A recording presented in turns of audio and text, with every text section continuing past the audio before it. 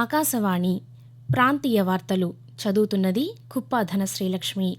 ముఖ్యాంశాలు: ప్రతి ఒక్కరికి వస్తుసేవల పన్ను జీఎస్టీ ప్రయోజనాలు దక్కాలని ఆంధ్రప్రదేశ్ ముఖ్యమంత్రి నారా చంద్రబాబు నాయుడు పేర్కొన్నారు. ఆంధ్రప్రదేశ్ ముఖ్యమంత్రి నారా చంద్రబాబు నాయుడు అధ్యక్షతన రాష్ట్ర మంత్రివర్గం ఈరోజు సమావేశం కానుంది. తెలంగాణను ఏఐలో ప్రపంచ కేంద్రంగా తీర్చిదిద్దాలనే లక్ష్యంతో ప్రభుత్వం పనిచేస్తోందని ఉప ముఖ్యమంత్రి మల్లు భట్టి విక్రమార్క తెలిపారు.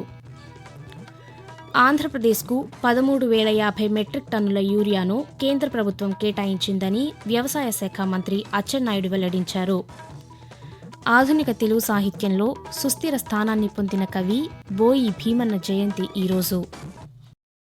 వార్తల వివరాలు: ప్రతి ఒక్కరికి వస్తుసేవల పన్ను జీఎస్టీ ప్రయోజనాలు దక్కాలని ఆంధ్రప్రదేశ్ ముఖ్యమంత్రి నారా చంద్రబాబు నాయుడు పేర్కొన్నారు.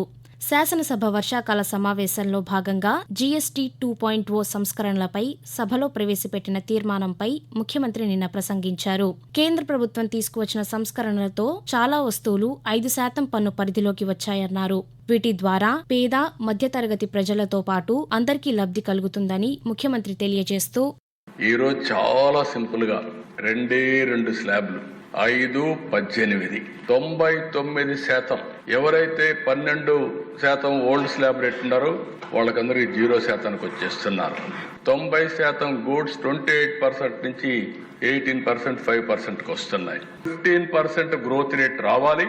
భారతదేశం ప్రపంచంలో నెంబర్ 1 ఉంటే ఆంధ్రప్రదేశ్ రాష్ట్రం భారతదేశంలో నెంబర్ 1 గా ఉండాలన్న కోరిక. ఇదిలా ఉండగా జీఎస్టీ సంస్కరణల్ని స్వాగతిస్తూ ముఖ్యమంత్రి ప్రవేశపెట్టిన తీర్మానానికి రాష్ట్ర శాసనసభ ఏకగ్రీవ ఆమోదం తెలిపింది. దీనితో జీఎస్టీ మార్పులను స్వాగతిస్తూ దేశంలో తొలిసారి తీర్మానం చేసిన రాష్ట్రంగా ఆంధ్రప్రదేశ్ నిలిచింది. ఆంధ్రప్రదేశ్ ముఖ్యమంత్రి నారా చంద్రబాబు నాయుడు అధ్యక్షతన రాష్ట్ర మంత్రివర్గం ఈరోజు సమావేశం కానుంది. ఈ సందర్భంగా శాసనసభ సమావేశాల్లో ప్రవేశపెట్టనున్న పలు బిల్లుల గురించి మంత్రివర్గం చర్చించి ఆమోదం తెలపనుంది. మరోవైపు ఈ ఉదయం 9 గంటలకు ఆంధ్రప్రదేశ్ శాసనసభ వర్షాకాల సమావేశాలు 2వ రోజు ప్రారంభం కానున్నాయి.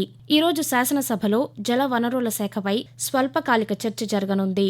కర్మాగారాలు, పరిశ్రమల వివాదాలు, మోటార్ వాహన పన్ను, రాష్ట్ర ఎస్టీ కమిషన్ సంబంధించిన బిల్లులను సభలో ప్రవేశపెట్టనున్నారు. తెలంగాణను కృత్రిమ మేధ ఏఐలో ప్రపంచ కేంద్రంగా తీర్చిదిద్దాలనే లక్ష్యంతో రాష్ట్ర ప్రభుత్వం పనిచేస్తోందని ఉప ముఖ్యమంత్రి మల్లు భట్టి విక్రమార్క అన్నారు. హైదరాబాద్లోని మాదాపూర్లో యూఎక్స్ ఇండియా 25 పేరిట ఏర్పాటు చేసిన 3 రోజుల సదస్సును ఐటీ శాఖ మంత్రి శ్రీధర్ బాబుతో కలిసి ఆయన నిన్న ప్రారంభించారు. ఈ సందర్భంగా ఉప ముఖ్యమంత్రి మాట్లాడుతూ, గ్రామీణ ప్రాంతాల ప్రజలు సులభంగా ఉపయోగించుకునేలా ప్రాంతీయ భాషల్లోనూ యాప్లను రూపొందించాలని సూచించారు. హైదరాబాద్ నగరాన్ని ప్రపంచ డిజైన్ క్యాపిటల్ గా మార్చేందుకు త్వరలోనే centre of excellence in design ను ప్రారంభించనున్నట్లు తెలిపారు. ప్రజాసేవ, సుపరిపాలనకు ప్రాధాన్యమిస్తూ ప్రధానమంత్రి నరేంద్ర మోదీ నేతృత్వంలోని ఎన్డీఏ ప్రభుత్వం భారత్ను అభివృద్ధి చెందిన దేశంగా మార్చేందుకు కృషి చేస్తోంది. సేవా పర్వ్ పేరుతో ఆకాశవాణి విజయవాడ ప్రాంతీయ వార్తా విభాగం ప్రత్యేక కథనాలను అందిస్తోంది. వ్యవసాయంలో అధునాతన సాంకేతికత ద్వారా కేంద్ర ప్రభుత్వం రైతుల కోసం చేపట్టిన చర్యల గురించి ఇప్పుడు తెలుసుకుందాం.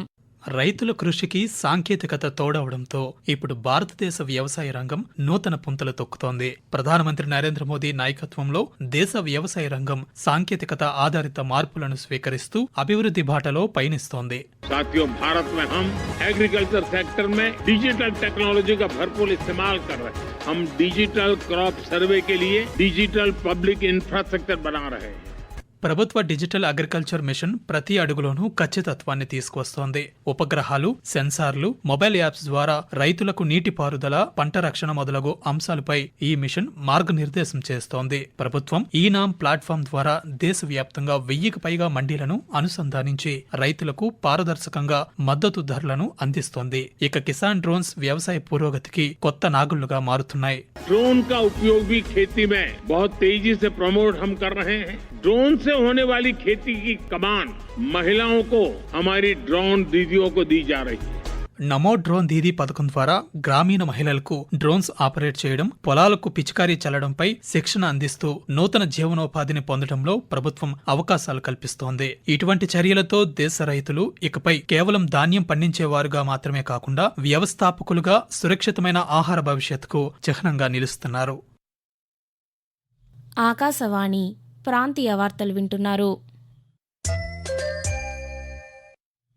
ఆంధ్రప్రదేశ్కు 13,050 మెట్రిక్ టన్నుల యూరియాను కేంద్ర ప్రభుత్వం కేటాయించిందని వ్యవసాయ శాఖ మంత్రి అచ్చెన్నాయుడు వెల్లడించారు. ఈ నెల 20వ తేదీకి రాష్ట్రంలోని గంగవరం పోర్టుకు యూరియా చేరుతోందని ఈ మేరకు ఒక ప్రకటనలో తెలిపారు. ఈ కేటాయింపుతో రైతులకు మరింత వెసులుబాటు లభిస్తుందని, ఎరువుల కొరత లేకుండా అన్ని చర్యలు చేపడుతున్నామని చెప్పారు. రాష్ట్రంలో సరిపడా యూరియా నిల్వలు ఉన్నాయని, రైతులు ఆందోళన చెందాల్సిన అవసరం లేదని మంత్రి పేర్కొన్నారు. స్వచ్ఛతా హీ సేవ అనే స్ఫూర్తితో ప్రతి ఒక్కరూ పరిసరాలను పరిశుభ్రంగా ఉంచుకోవాలని స్వచ్ఛాంధ్రప్రదేశ్ మిషన్ కార్పొరేషన్ సంచాలకులు ఎం వెంకటరమణారావు సూచించారు. బాపట్ల జిల్లా చీరాల రైల్వే స్టేషన్ సముదాయంలో రైల్వే అధికారులు, పారిశుద్ధ్య సిబ్బంది స్వచ్ఛతా హీ సేవ కార్యక్రమాన్ని నిర్వహించారు. ఈ కార్యక్రమంలో భాగంగా వెంకటరమణారావు రైల్వే స్టేషన్ సముదాయాన్ని శుభ్రం చేశారు. ఈ సందర్భంగా ఆయన మాట్లాడుతూ పరిసరాలు పరిశుభ్రంగా ఉంటే వ్యాధులు ప్రబలకుండా ఉంటాయని చెప్పారు. చలో జీతే హై పేరుతో ప్రధానమంత్రి నరేంద్ర మోదీ బాల్యం ఆధారంగా నిర్మించిన లఘు చిత్రం బాలబాలికల్లో స్ఫూర్తిని నింపుతుందని ఆంధ్రప్రదేశ్ భారతీయ జనతా పార్టీ అధ్యక్షులు పివిఎన్ మాధవ్ తెలిపారు. విజయవాడలోని ఓ సినిమా థియేటర్లో చలో జీతే హై చిత్రాన్ని స్థానిక నాయకులతో కలిసి గత సాయంత్రం వీక్షించారు. అనంతరం ఆయన మాట్లాడుతూ స్వామి వివేకానందను ఆదర్శంగా తీసుకొని నరేంద్ర మోదీ బాల్యం నుండి సమాజం తీరును గమనించారని చెప్పారు. రాష్ట్ర వ్యాప్తంగా అన్ని ఐనాక్స్ థియేటర్లలో ఈ లఘు చిత్రాన్ని ఉచితంగా వీక్షించవచ్చని తెలిపారు. మరోవైపు విజయనగరంలో చలో జీతే హై చిత్రాన్ని వీక్షించిన బీజేపీ నాయకులు ఆకాశవాణితో మాట్లాడుతూ ఒక ఛాయ్ వాలా ఈ దేశానికి ఏ రకంగా ప్రధానమంత్రి అయ్యాడు. అనేక మంది ఉన్నారు, కానీ ప్రధానమంత్రి నరేంద్ర మోడీ గారి వ్యక్తిత్వంలో ఉన్నటువంటి విశేషతలు ఏంటి అనేవి ప్రజలందరూ కూడా తెలుసుకోవాల్సిన అవసరం ఉంది. అవి వాళ్ళ పిల్లలందరికీ కూడా చూపించాల్సిన అవసరం ఉంది. దేశంలోనే ఉన్నత పౌరులుగా మారటానికి ఈ చిత్రం ఖచ్చితంగా ఉపయోగపడుతుందని చెప్పి దాన్ని మన విజయనగరం ప్రజలందరూ కూడా తిలకించాలని చెప్పి మేమందరం కూడా మనస్ఫూర్తిగా కోరుకుంటున్నాం. ఆధునిక తెలుగు సాహిత్యంలో సుస్థిర స్థానాన్ని పొందిన గొప్ప కవి బోయి భీమన్న జయంతి ఈరోజు. పద్యం, గద్యం, నాటకం, వచన, కవిత వంటి పలు సాహితీ ప్రక్రియల్లో 70కి పైగా రచనలు చేసిన బోయి భీమన్న 1911 సెప్టెంబర్ 19వ తేదీన తూర్పుగోదావరి జిల్లా మామిడికుదురులో జన్మించారు. బోయి భీమన్న రచనలలో దీపసభ కావ్యం, పాలేరు, కూలిరాజు, నాటకాలు వంటి రచనలు ప్రముఖమైనవి. ఆయన రచించిన గుడిసెలు కాలిపోతున్న రచనకు గాను 1975వ సంవత్సరంలో కేంద్ర సాహిత్య అకాడమీ పురస్కారం లభించింది. 2005వ సంవత్సరం డిసెంబర్ 16వ తేదీన కన్నుమూసిన బోయి భీమన్న తెలుగు పత్రికా రంగానికి పాత్రికేయునిగా చేసిన సేవలు చిరస్మరణీయమైనవి.